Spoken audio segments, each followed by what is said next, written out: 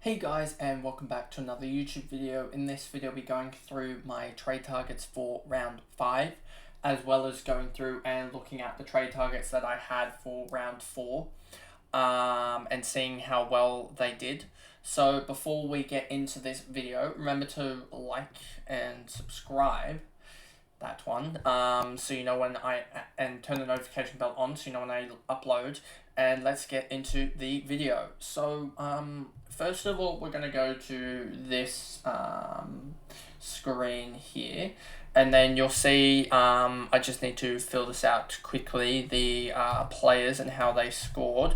So if I change that on my other screen, so Darcy went and scored 58. Oopsie, not that.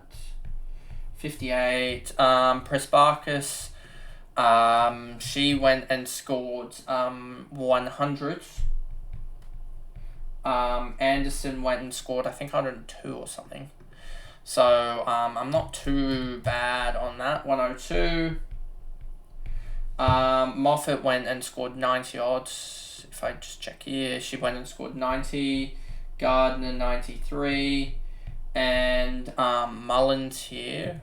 Mullins went and scored a 44. So there we go.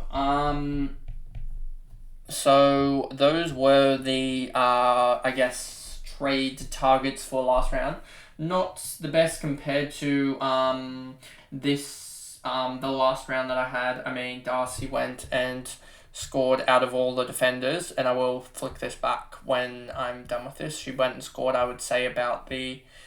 I need to get rid of the Rucks as well there. What is that? Probably about the 30th or best score from all the defenders. And then you've got Prezi. Prezi went and let's just quickly flick this around a little bit. I think that was around the 10th or so best for midfielders, and Anderson was just above her at around, I think, 8th or so. If we look here, 1, 2, 3, 4, 5, 6, 7, 8, 9, 10. So she was actually 10th, and Anthony Presparkis was 12th. And then Moffat was, I think, 2nd or 3rd for Rucks. 3rd for Rucks. And then you had Gardner, who I think we said was 9th for the forward line. 1, 2, 3, 4, 5, 6, 7, 8, 9. And then I don't really know how to rank Mullins compared to the rookies, as it's quite hard to say. But in terms of what was there, 1, 2, 3, probably higher. 3 in the 400k range. You have 1, 2, 3, 4, 5, 6, 7, 8, 9, 10, 11, 12, so like 15. And then in the 500k range, you had probably about 20 or so higher. So she was about the 35th or so best rookie, and it's quite hard with the rookies as their scoring is so dependent on like almost who they play and just how I know it's going to sound so cliche to say, but just sometimes they just can't get near the ball, so it's almost dependent on how close they can get to the ball. But anyway, so let's switch back across to this screen here, and I believe this screen's actually stuck at the moment, so let me just see if I can get display capture, window capture, display. There we go. I flicked it back. Much better. So now let's go through and do our round 5 girls here, and so let me just write it up. And then we go defender. And who's really playing the tougher... The funny thing is the defenders are almost better if they play the worst sides. And if I was to pick a defender for the week, I know it's going to almost sound really bad because she has scored a low score, but I do think Gonjaga is one of the better defenders to grab this week. Just because, you know, if you really start to just take out that 22 that she scored against the Swans, that was just an outlier, I think. She's scoring 70 each week, and she looks even better week on week in her role as an intercept defender. And I think she will get the ball quite a lot against Melbourne. Smokies as well. You could go Smith, 790k. Priest as well, I think will do really well. Even though she scored 65 last week, I think her role's still there. Kennedy, I still think will do all right, and I think that's pretty much it. So there's that. As I've just thought about another trade idea whilst going through that. Midfielders wise, you've got quite a few. Obviously, Marinoff will go huge, but I don't want to really go with her and Gardner. Egan was a really good choice last week for those who went for her. I wouldn't have chosen her, just given her form in the first three was horrendous. McDonald up there with a 109. Rowbottom, I think Adelaide, can she respond after having a couple of down weeks? I think she probably will. Purcell's had a good 2 good weeks out of 4, but she's had an off couple weeks as well. Vesely's building into it. Conti's coming back strong after I decided to trade her out. Pressbarkis against Melbourne.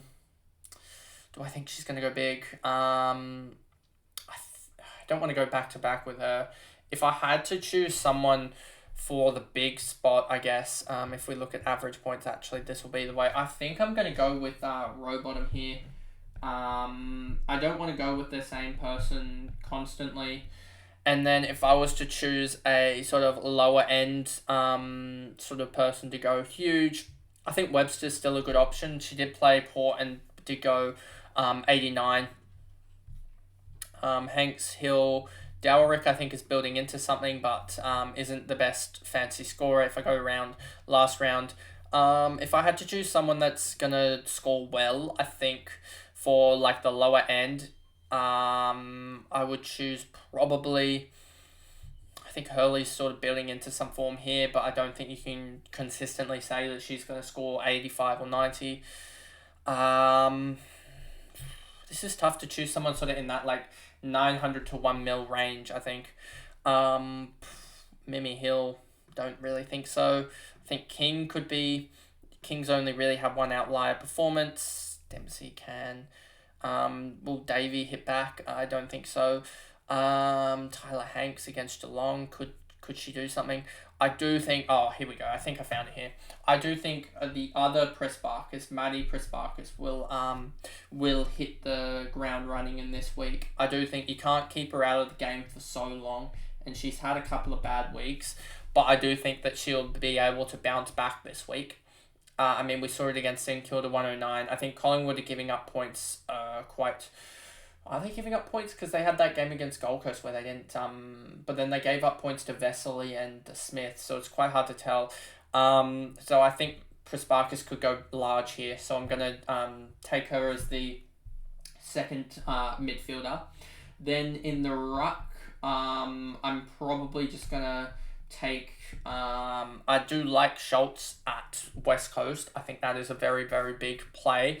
Don't really like Moffat this week against the double ruck. Wales could be interesting at Collingwood. Edmonds at St Kilda. Seymour playing against Strom they're gonna take points off each other almost. Pearce, McKinnon. So I think you almost have to for ruck. I think the best ruck this week is gonna be Schultz because I don't really like any of these matchups for the top end players. Again, they're all playing against each other or all playing against a ruckman that does the exact same thing. Like, a Moffat is a massive hit-out specialist, and she's coming up against Good and Moody, who are hit-out specialists as well.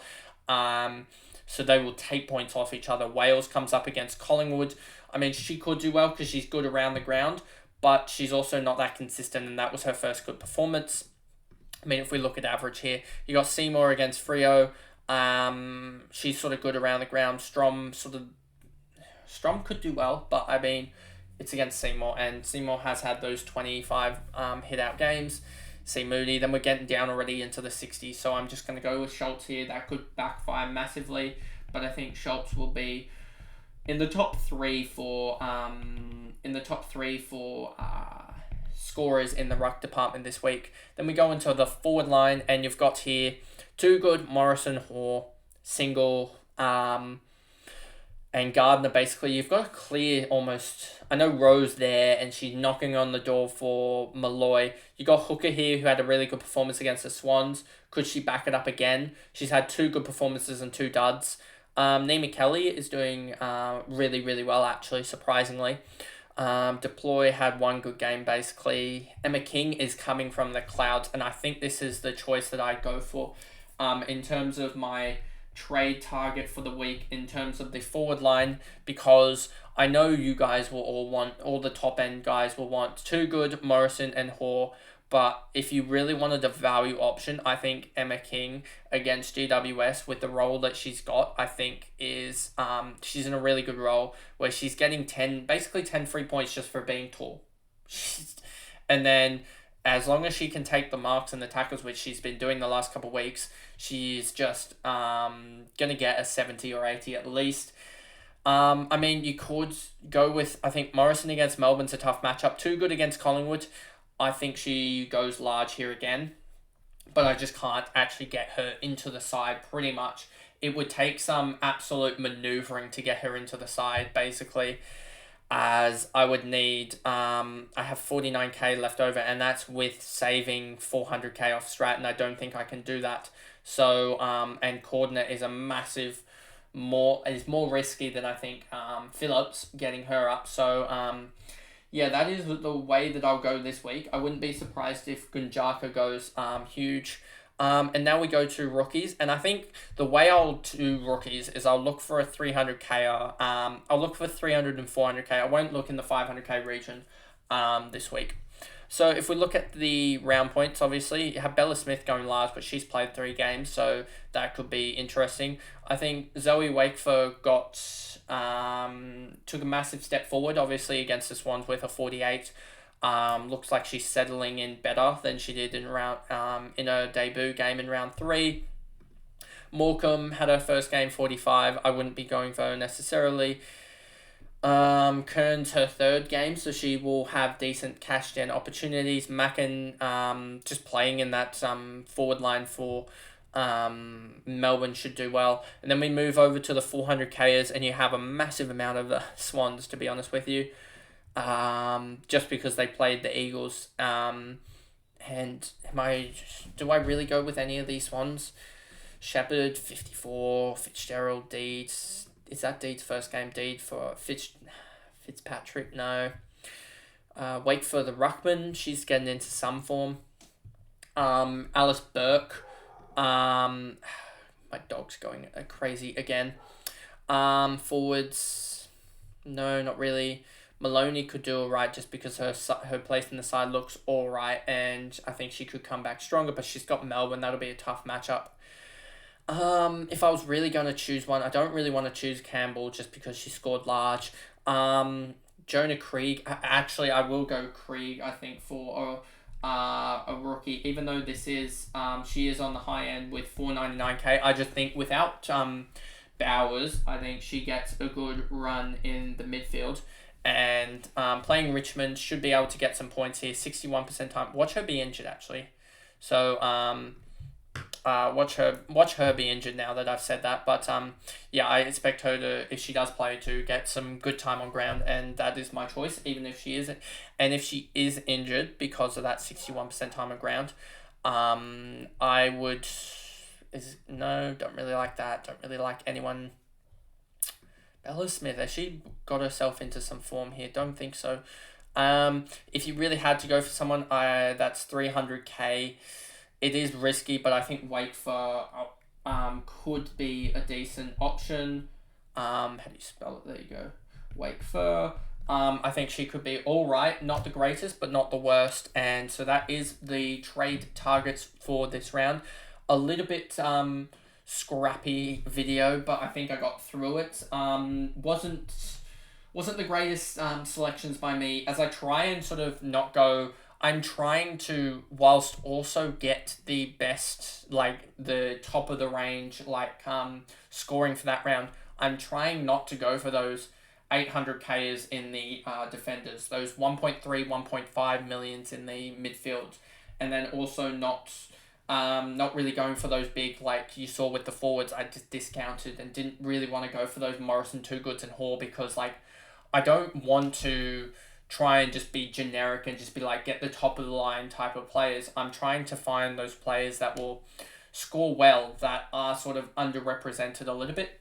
So anyway, I hope I've done that well. But that could all these options I'm just seeing, and they could easily blow up in my face right here. So don't be surprised if I have combined out of the 1, 2, 3, 4, 5, 6, even taking 2 rookies, so 7 players. Wouldn't be surprised if they combine for 550-ish, 500-ish quite here. I wouldn't be surprised that, because last week, if you look at these numbers here, you got 260, 350, 443, and 487 points through 1, 2, 3, 4, 5, 6 players, so an average of 80. Not the worst, but could have done a lot better.